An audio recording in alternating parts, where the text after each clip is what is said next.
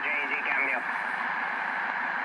Ah, benissimo Norberto, benissimo. Italia chilometro 4, Quebec Juliet Golf, Italia 8, Kilo Papa Vittoria Enzo, il tuo nominativo difatti non mi era nuovo, ci siamo ascoltati svariate volte in gamma 2 metri in SSB.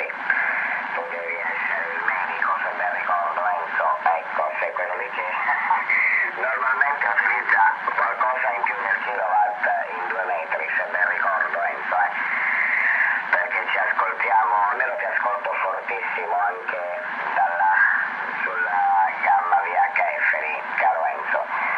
Stai arrivando qua come una bombarda, lo skip è sicuramente corto. Norberto, tu hai fatto un lavoro eccesso, credo, stai arrivando giù anche tu come una cannonata, Norberto, quindi vai tranquillo perché hai fatto un buonissimo lavoro per quanto posso constatare.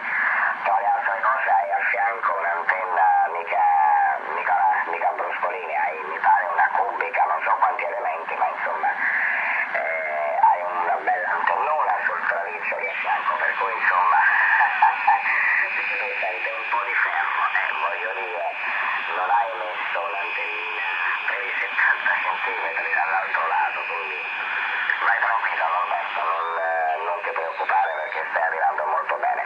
Perfettamente, allora lento, c'hai il PS2000X, la versione X, so che Enzo è un amante, diciamo un amante delle VHF superiori, quindi ecco non avevo dubbi Enzo che avresti acquistato la versione X del PS2000. Bene, Enzo ancora per te, ti ascolto con piacere. Italia 8, Kilo Papa Vittoria, Italia Zulu 8 km, Turchia Londra, avanti. Ok, perfetto. Il 18 KCL, Italia 8 KT16, quasi 2 metri. Te l'avrei detto al prossimo passaggio. K4 QJG, Italia 8 KT riprendendo.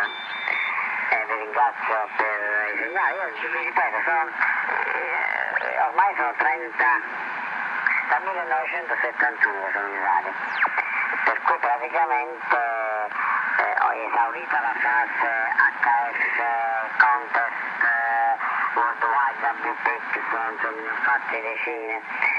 Insomma, poi ho esaurito la fase di X, eccetera, sono passato sulle bande alte.